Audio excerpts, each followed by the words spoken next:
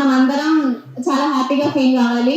ఎందుకంటే ఒక ఎమ్మెల్సీ మన దగ్గరకు వచ్చి మనం ఇచ్చేవన్నీ స్వీకరిస్తున్నాం అంటే నేను చెప్పేది ఏంటంటే టీఎస్పీఎస్సీ అనేది ఒక చట్టబద్ధమైన సంస్థగా రాజ్యాంగబద్ధమైన సంస్థగా ఉన్నప్పటికీ ఒక ప్రతి జిల్లాకి ఒక నిరుద్యోగ కార్పొరేషన్ అనేది ఏర్పాటు చేయాలి. ఎవ్రీ డిస్ట్రిక్ట్ కి తెలంగాణకి సంబంధించి ఒక హెడ్ ఏర్పాటు చేసి ఎవ్రీ డిస్ట్రిక్ట్ లో ఒక నిరుద్యోగ కార్పొరేషన్ ప్రతి డిస్ట్రిక్ట్ లో ఒకటి ఉండాలి. 33 జిల్లాలకి 33 ఉండాలి.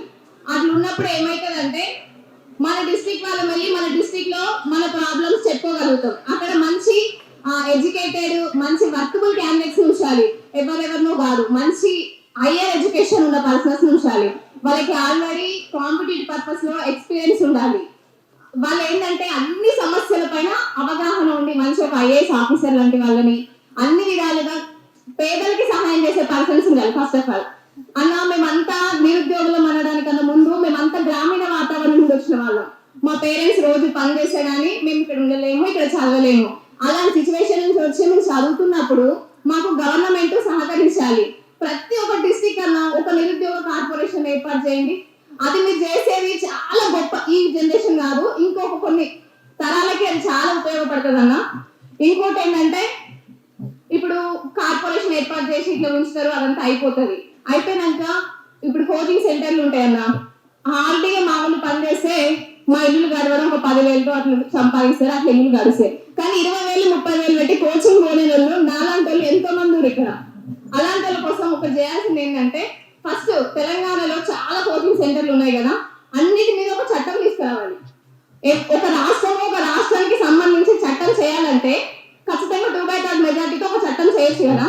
అట్లా మన అసెంబ్లీలో ఒక చట్టం చేసి ప్రతి యూనివర్సిటీ నుంచి కొంతమంది లెక్చరర్లను పిలిచి ఒకటి చేసి అట్లా ఒక చట్టం చేసిన తర్వాతకి ప్రతి యూనివర్సిటీ నుంచి కొన్ని కోచింగ్ సెంటర్లకి ఉండాలన్నమాట. ఫీజు అనేది నియంత్రణలో ఉండాలి. హాస్టల్స్ ఉంటాయన్న 5,000 6,000 10,000 అట్లా కాదు.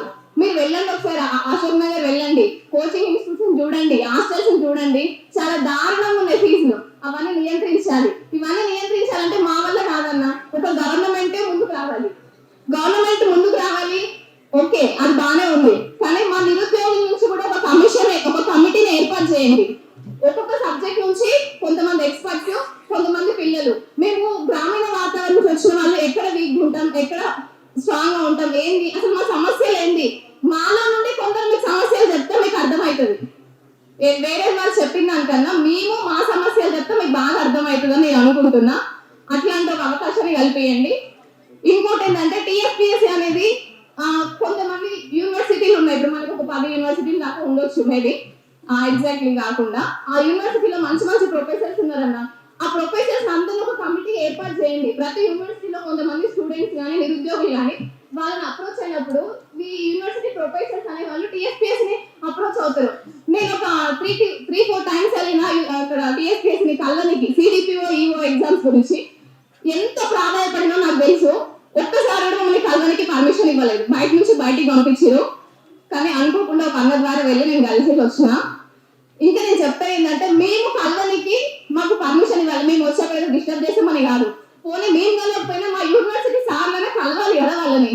మా సమస్యలు చెప్పుకోవడానికి ఒక భారతి నగరాన్ని ఏర్పాటు చేయండి. అది లేకపోవడం వల్ల మా సమస్యలతో మేము నలిగిపోతున్నాం, అది కరెక్ట్ కాదు.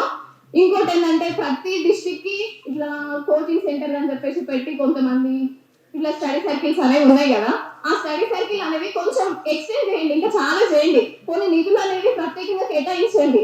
ఇప్పుడు అన్న పింఛన్లు అది ఇది అని అన్ని ఇస్తున్నారు కదా, అవన్నీ కాకుండా ఒక్క ఎంప్లాయ్ 30,000 40,000 వస్తే వాళ్ళ అమ్మమ్మని వాళ్ళ తాతయ్యని వాళ్ళ ఇంట్లో వాళ్ళని చూసుకోలేరా? మేము ఒక్కరం జాబ్ తెచ్చుకుంటే మా వెనక జనరేషన్, మా ముందు జనరేషన్, ఇంకా జనరేషన్ అనేవి డెవలప్ అవుతాయి.